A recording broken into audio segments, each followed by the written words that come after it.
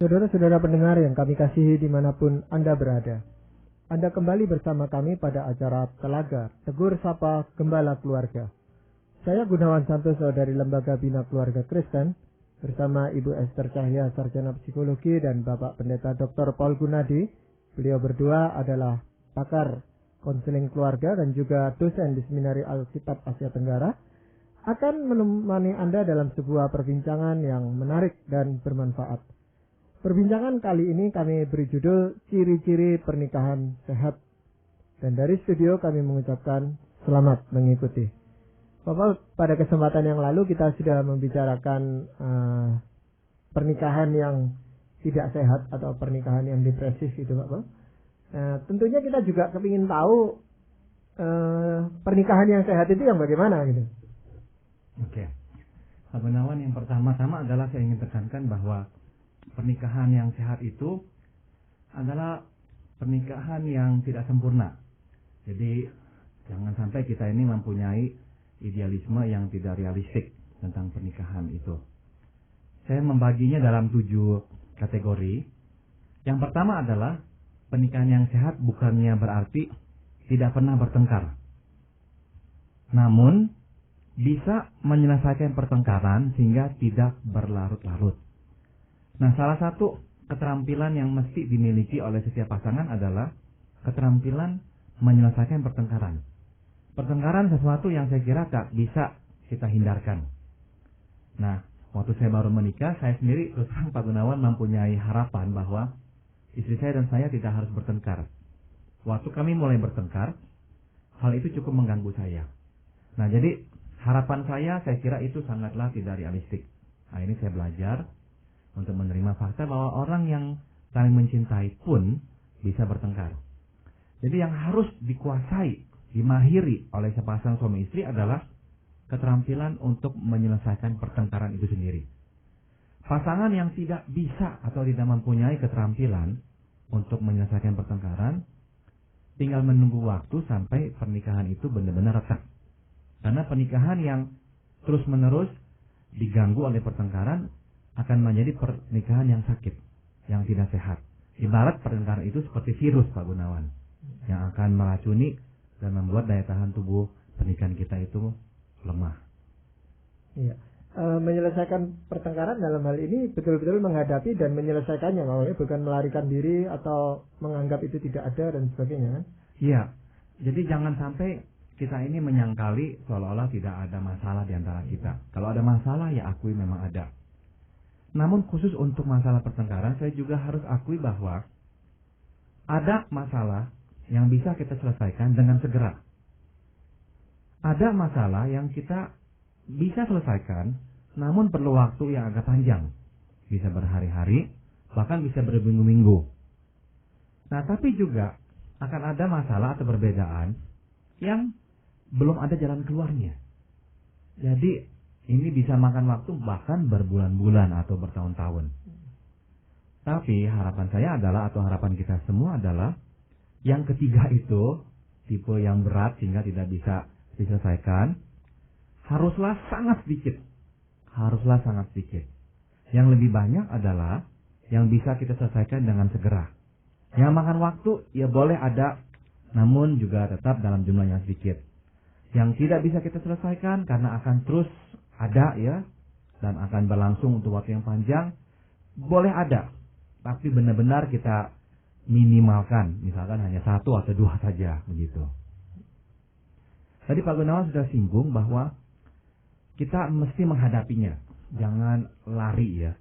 Saya kira Pak Gunawan, kita memang mempunyai beberapa reaksi, ya, terhadap pertengkaran. Ada orang yang tidak suka pertengkaran sehingga waktu masalah muncul dan pertengkaran sudah diambang pintu, dia akan misalnya melarikan diri, tidak mau menghadapinya. Atau dia menekan pasangannya supaya tidak mengeluarkan keluh kesahnya, sehingga tidak terjadi pertengkaran. Atau yang ketiga, ada orang yang buru-buru mengikuti permintaan pasangannya agar tidak terjadi pertengkaran. Nah, ketiga hal itu bukannya semuanya salah dan selalu salah. Ada waktunya kita ya udah mendiamkan, ada waktunya kita menuruti kehendak pasangan kita. Namun kita tahu bahwa cara yang lebih sehat bukanlah itu. Cara yang lebih sehat adalah memang masing-masing pihak membicarakan harapan tuntutannya, kenapa dia tidak suka dan apa yang dia minta. Nah setelah itu baru dicoba untuk dikompromikan. Nah jadi sekali lagi keterampilan menyelesaikan pertengkaran harus ada. Baru pernikahan itu bisa sehat. Salah pengertian yang lain apa? Saya kira pernikahan yang sehat bukannya berarti ya tidak pernah kecewa, tidak pernah marah, tidak pernah sedih, atau tidak pernah menyesal. Setiap orang yang menikah saya kira akan ya mengalami kekecewaan, merasa marah dan sebagainya. Namun yang penting adalah ini dia. Setelah merasakan semua itu, kita masih bisa menerimanya kembali. Yang parah adalah kalau kita sampai ke titik di mana setelah kecewa benar-benar tidak bisa lagi mengampuni dia. Setelah marah kepada dia, tidak bisa lagi berbaikan dengan dia. Ya. Setelah sedih, tidak ada lagi penghiburan yang bisa ditawarkannya kepada kita. Nah, yang ini yang parah. Setelah merasa menyesal menikah dengan dia, benar-benar tidak ada lagi yang bisa dilakukan pasangan kita untuk mengkompensasi perbuatannya yang salah. Jadi benar-benar kita menutup pintu. Nah pernikahan yang sehat saya kira tidak sampai pada kadar seperti itu. Jadi belum sampai separah itu. Pernikahan yang sehat mungkin mempunyai perasaan-perasaan marah, kecewa, dan sebagainya. Namun setelah itu terjadi, masih bisa menerima pasangan kita. Artinya apa? Artinya nomor satu adalah, kita tidak terlalu sering merasa begitu. Kalau terlalu sering merasa kecewa, merasa kesal, menyesal, otomatis makin susah lah untuk menerima dia kembali.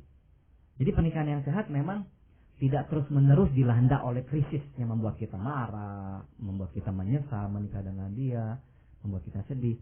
Terlalu banyak krisis yang menimbulkan perasaan-perasaan ini makin menyulitkan kita di kemudian hari menerima pasangan kita apa adanya. Makin susah. Begitu. Rasanya memang komunikasi dua arah ini yang memang jadi kunci Pak Paul ya. Karena pasti itu akan terjadi kalau memang seseorang merasa kecewa, marah, sedih gitu, tetapi dia nggak sempat mengungkapkannya. Jadi mau nggak mau dipendam sendiri gitu ya, ataupun dia ungkapkan tapi nggak mendapatkan reaksi yang memadai yang memang yang dia harapkan gitu dari pasangan untuk pahamilah kalau saya sedang kecewa begitu. Jadi ya mungkin nggak sampai bertengkar, tapi ya itu tidak sampai ada pemahaman ini juga gitu yang membuat akhirnya susah untuk menerima perasaan-perasaan itu. Betul, betul. Jadi waktu dia merasa marah, sedih dan sebagainya, yang dia harapkan adalah respons yang sesuai dari pasangannya.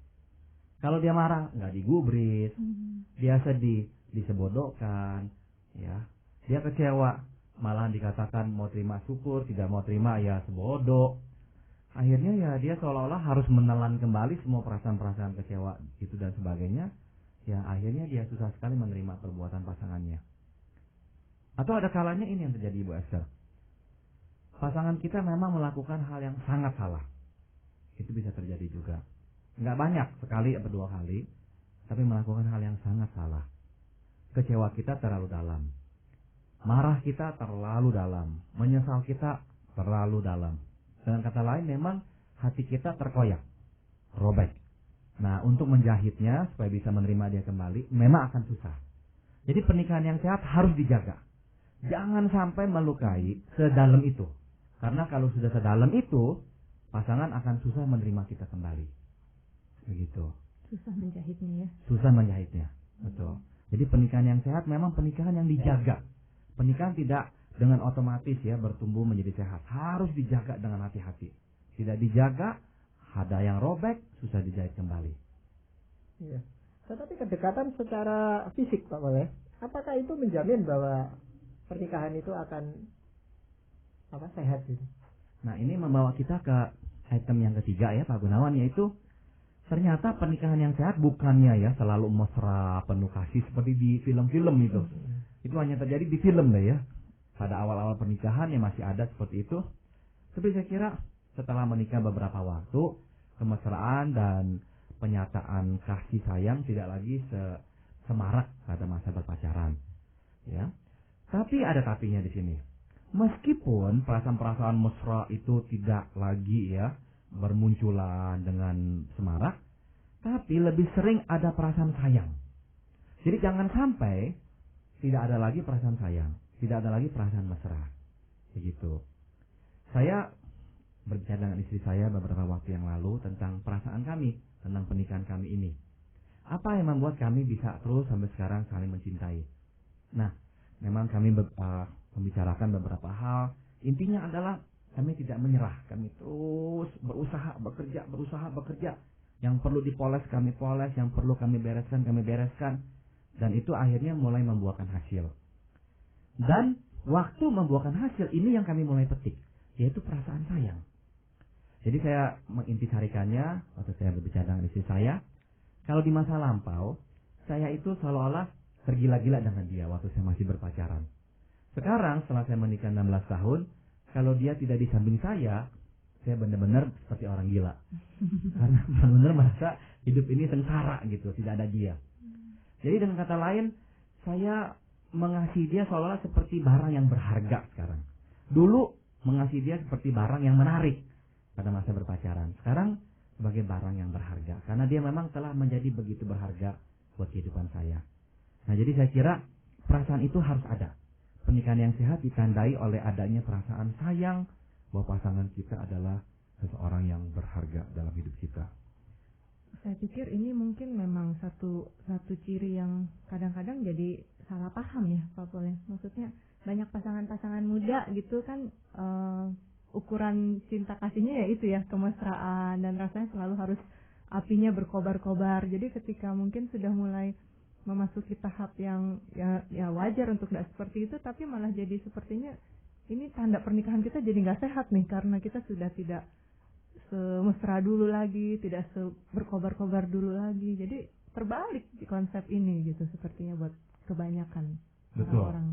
Betul. Jadi kita memang harus mengantisipasi bahwa perasaan tidak bertahan terus-menerus pada level tertentu. Tidak.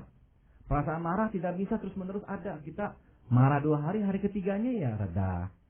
Perasaan sedih 2-3 hari, habis itu ya normal lagi. Jadi perasaan sayang juga begitu. Hari Valentine hanya setahun sekali. Bukan setahun 365 kali. Gitu. Ya jadi terimalah ini sebagai bagian yang nyata dan tidak apa-apa. Namun tetap saya harus ingatkan meskipun perasaan yang berbunga-bunga itu tidak ada lagi atau jarang ada, namun perasaan sayang bahwa dia adalah seseorang yang berharga dalam hidup kita, saya kira harus tetap ada.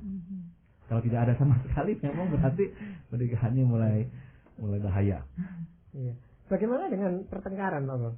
Apakah mereka yang tidak bertengkar atau jarang sekali bertengkar itu sehat? Wah, saya sungguh-sungguh berharap Pak Gunawan, saya dan istri saya bisa senantiasa seia sekata dalam segala hal, ya, terutama dalam pengambilan keputusan. Tapi kenyataannya tidak demikian. Misalkan contoh yang paling sederhana, hari ini anak sekolah atau tidak karena sedikit sakit. Yang satu akan berkata sekolah, yang satu akan berkata biar diam di rumah. Misalkan yang paling gampang lagi deh. Turun makan, sekarang sudah jamnya makan. Yang satu akan berkata biarkan dia main dulu, dia lapar, dia akan makan sendiri. Yang satu akan berkata ini jamnya makan, semua harus makan. Berbeda ya. Udah berbeda begitu saja. Itu soal keputusan, Bang, ya. Bagaimana nih? Dan itu keputusannya begitu ringan, Pak Gunawan. Iya. Apalagi yang lebih serius. Jadi memang pernikahan yang sehat bukannya berarti selalu seia sekata. Namun meskipun tidak selalu seia sekata, kita masih bisa menghormati pandangan pasangan kita. Dan lebih banyak keberhasilan menemukan titik temu. Jadi meskipun ya kita berbeda pandang, jangan sampai menghina dia. Pernikahan yang tidak sehat ditandai oleh ini nih, penghinaan. Waktu beradu pandang tidak setuju, pandangan pasangannya bukan saja dianggap sebagai pandangan yang berbeda, tapi langsung dicap pandangan yang salah, pandangan yang memang cupet, tidak melihat banyak, bodohlah pandangannya dan sebagainya. Nah itu dia. Nah saya kira pernikahan yang sehat tidak demikian. Mengakui memang berbeda, tapi ya udah berbeda, nggak harus disertai dengan caci maki terhadap perbedaan tersebut. Dan juga meskipun ada perbedaan, namun lebih banyak kesuksesan menemukan titik temunya. Kalau terus menerus tidak ada titik temu, tidak sia sekata, saya kira pernikahan itu ya mudah sekali retak. Bagaimana dengan anak-anak kalau ada di tengah-tengah keluarga mereka? Wah, ini salah satunya Pak Gunawan. Saya kira kita semua sebagai orang tua berharap anak-anak hidup rukun, ya, tidak pernah bertengkar, dan kalau kita perintahkan apa-apa nurut, tidak membangkang. Nah, kenyataannya adalah tidak demikian, ya. Anak-anak itu ya kadang-kadang bertengkar, kadang-kadang tidak mendengarkan perintah kita. Namun yang penting adalah kita dapat mendamaikan pertengkaran mereka sebagai orang tua. Dan mereka pun, anak-anak itu, relatif bisa dengan cepat mendamaikan pertengkaran mereka. Jadi kalau anak-anak sudah dihinggapi oleh semangat bermusuhan sehingga mudah sekali bertengkar dan susah sekali berdamai, saya kira ya kita perlu evaluasi kembali pernikahan kita. Apa yang terjadi sehingga anak-anak kok mempunyai sikap seperti itu, ya, mudah marah dan susah sekali memaafkan. Begitu. Memang tidak selalu anak-anak mengikuti perintah kita, tapi pernikahan yang sehat ditandai oleh hormat anak terhadap orang tua. Artinya orang tua itu memang dianggap sebagai figur yang konsisten, figur yang mereka bisa hormati. Mereka kadang-kadang marah dan kadang-kadang yang meletup emosinya terhadap kita, tapi tidak kurang ajar karena masih menghormati kita. Pernikahan yang tidak sehat biasanya ya kehilangan hormat. Anak-anak tidak lagi menggubris orang tua, meskipun takut, tapi dalam hati tidak lagi menghormati mereka. Nah, mungkin itu yang seringkali terabaikan ya, masalah dihormati ini. Karena cukup banyak saya mendengar orang tua yang mengatakan, wah pokoknya kalau saya ada di rumah anak-anak nggak berantem gitu. Tetapi begitu orang tuanya nggak di rumah, perang begitu ya, dan selalu begitu yang terjadi. Jadi mungkin tentang hormat ini ya, jadi anak-anak hanya takut kalau ada figur orang tuanya, tetapi belum tentu berarti hormat itu ada ya. Betul. Dan saya harus tetap berkata, kalau anak-anak sering bertengkar, kita di rumah ataupun tidak di rumah, saya kira kita perlu mengevaluasi kenapa. Sebab seharusnya kalau kita sebagai orang tua berhasil menciptakan iklim yang harmonis di rumah tangga kita, seyogianya anak-anak meskipun kadang-kala bertengkar ya bisa menyelesaikannya dengan relatif cepat. Kalau hampir bermusuh-musuhan, kemungkinan ya kita harus periksa diri kita, apakah kita kurang campur tangan, ya, kurang mendidik mereka untuk bisa menyelesaikan konflik mereka itu. Jadi keluarga yang sehat saya kira juga ditandai dengan kerukunan antara anak-anak. Gitu. Ya. Nah, ini khususnya di kalangan keluarga Kristen, Pak Mal, ya. Ada yang setiap malam atau setiap pagi mereka mengadakan ibadah keluarga bersama, sehingga ya itu, apakah itu mencerminkan keharmonisan secara otomatis? Saya kira tidak selalu ya kita ini bisa bersekutu ya. Ada kalanya saya juga sama anak-anak dan istri saya tidak bersekutu bersama. Akhirnya kami misalnya ada yang mengganjel, tidak berdoa bersama. Kadang-kadang itu kami lakukan, tapi memang jarang. Ini memang jarang. Yang penting adalah meskipun jarang itu terjadi, kami tahu itu salah.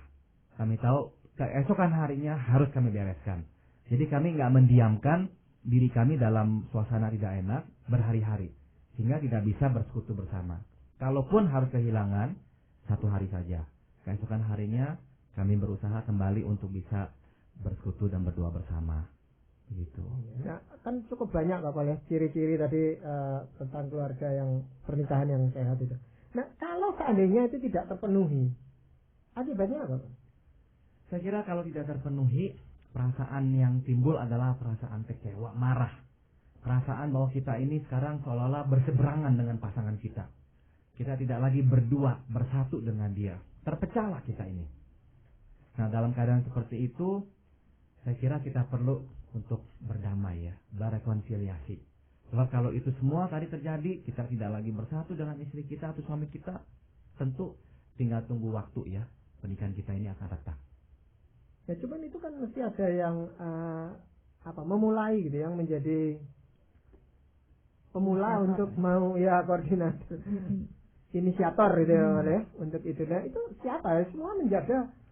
Suami merasa bukan saya kok yang salah, istri juga merasa begitu, anak apalagi gitu. Lalu kapan itu bisa terjadi rekonsiliasinya? Oke. Saya akan bacakan dari Matius pasal 18 ayat 21 dan 22. Kemudian datanglah Petrus dan berkata kepada Yesus, "Tuhan, sampai berapa lama sampai berapa kali aku harus mengampuni saudaraku jika ia berbuat dosa terhadap aku? Sampai 7 kali? Yesus berkata kepadanya, bukan, aku berkata kepadamu, bukan sampai 7 kali, melainkan sampai 70 kali 7 kali. Nah, pada waktu itu orang-orang Israel mempunyai keyakinan batas maksimal orang memaafkan adalah 7 kali, sebab 7 dianggap angka sempurna. Tuhan menambahkan 70 kali 7. Artinya di atas yang sempurna masih ada yang lebih sempurna. Pada batas engkau mengampuni, engkau berkata tak bisa lagi mengampuni, masih bisa mengampuni. Itu kira-kira intinya yang Tuhan ingin katakan. Saya kira pernikahan harus dilandasi atas hukum rekonsiliasi. Ini yang saya berikan judul pada ayat-ayat tadi. Nah, rekonsiliasi terjadi jika ada pihak yang meminta ampun atau yang bertobat, dan ada yang memberi ampun, alias ada yang berbelas kasihan.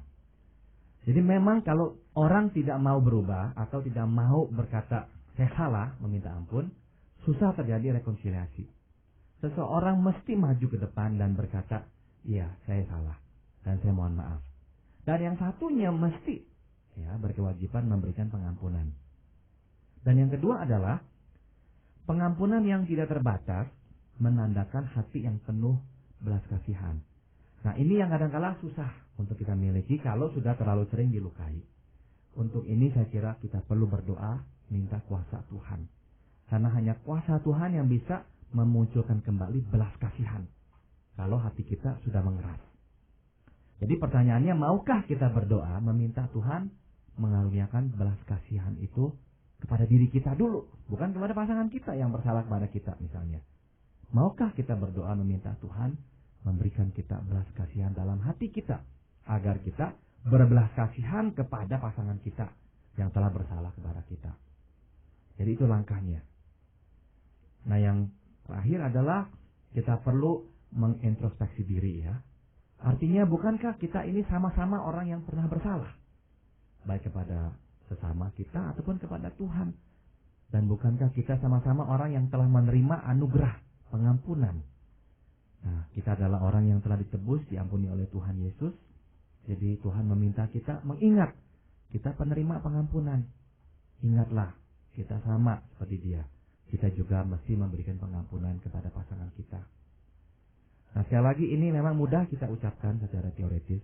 Kenyataannya akan sangat susah sekali. Tapi langkah pertama adalah berdoa. Meminta Tuhan memberikan kita belas kasihan itu dulu. Kalau tidak ada belas kasihan, yang lain-lainnya tidak akan muncul. Iya. Sebagai pria itu kadang-kadang memang sulit kok, Bang, untuk mengakui kesalahan kepada istri, apalagi kepada anak. Itu sebenarnya apa yang melatar belakangi? Saya kira kita menganggap bahwa sebagai seorang kepala keluarga kita mesti berwibawa. Dan berwibawa berarti tidak salah. Kalau salah kita kehilangan wibawa. Maka kita takut mengakui kesalahan. Takut kalau itu akan mengurangi wibawa kita.